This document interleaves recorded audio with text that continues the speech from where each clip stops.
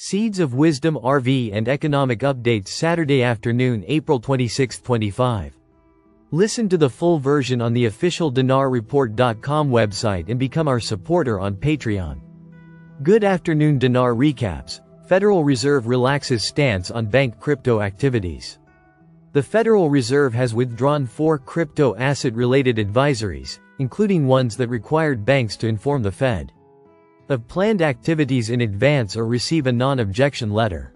The 2 other main federal banking regulators, the Office of the Comptroller of the Currency, OCC, and Federal Deposit Insurance Corporation, FDIC, had already canceled the requirements to get permission. It follows a letter from Republican members of the U.S. House Financial Services Committee earlier this month requesting the withdrawal of the letters. They characterized the supervisory non-objection process as a method to stonewall financial institutions and prevent them from engaging with distributed ledger technology, DLT. The FDIC's responses to Freedom of Information requests, combined with the lack of services launched by banks, largely support this assertion. Oversight will now happen through the normal Fed supervisory process. The Federal Reserve statement says, the board will work with the agencies, FDIC, OCC, to consider whether additional guidance to support innovation, including crypto asset activities, is appropriate. Today's announcement from the Fed and FDIC is a welcome and important step toward achieving that goal and ensuring consumers can access these products and services through their trusted bank relationships, said American Bankers Association President and CEO Rob Nichols. We look forward to working with the Fed and FDIC in this fast-evolving marketplace. The withdrawn letters. The first withdrawn letter was issued in 2022 and required board-supervised banking organizations to notify the Federal Reserve prior to engaging in digital asset activities. The 2023 letter, SR 23-8, established a supervisory non-objection process for state member banks involved with tokens using distributed ledger technology. The withdrawal also included 2 joint 2023 letters issued by the Fed, FDIC and OCC that were more cautionary in nature. In fairness, their timing made sense. The crypto crash that followed the 2022 collapse of the Terra algorithmic stablecoin resulted in the mass withdrawal of funds at Silvergate Bank, which alarmed the regulators. Shortly after these letters, Silicon Valley Bank collapsed, which was unrelated to crypto. However, there were assertions that the collapse of Signature Bank around the same time was partly related to crypto, an issue that bank executives disputed. In addition to the banking regulators, the CFTC and SEC have also adopted different approaches to crypto under the new Trump administration. While the SEC took an extreme stance under the Biden administration, it remains to be seen whether the pendulum swings too far the other way. For example, the SEC washed its hands of supervising most meme coins. But some critics, including popular podcaster Joe Rogan, have expressed shock that meme coin pump and dump scams remain largely unregulated. Cardano founder confirms XRP integration, frustrated by Chainlink delays.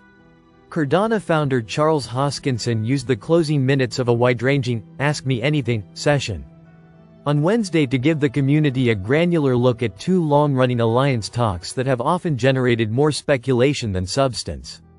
Black Small Square, a multi-sided collaboration with Ripple's XRP ecosystem. Black Small Square, an Oracle integration with Chainlink. Hoskinson, responding to a viewer who asked, Charles, are partnerships of Ripple and Chainlink still being discussed? Made it clear that progress has been uneven. Ripple, yes. Chainlink, we're working hard on that, he said. On Ripple, Hoskinson sounded decidedly upbeat, describing a concrete roadmap that reaches from native wallet support to token distribution and a new role for Ripple's forthcoming RLUSD stablecoin. He confirmed that, we're going to add XRP support for Lace, so if you're an XRP user you can hold your XRP in the Lace wallet, referring to IOG's flagship Lite wallet launched last year. He went further, noting that XRP is going to be part of the Midnight Airdrop, the privacy-focused sidechain announced by Input Output Global. Even the stablecoin is on the table. We're in talks with RLUSD, so I mean, that's as good as it gets, he said, hinting that Cardano infrastructure might natively support Ripple's fiat-pegged asset. Hoskinson attributed the new momentum partly to personal rapport inside Ripple's technical brain trust. David Schwartz just invited me to speak at one of their conferences and we're on very good terms, he disclosed. The founder also revealed that, the Flare network, people want to come to Cardano and do oracles with us. Underscoring that the partnership has broadened beyond Ripple and broadens to the entire XRP Ledger ecosystem.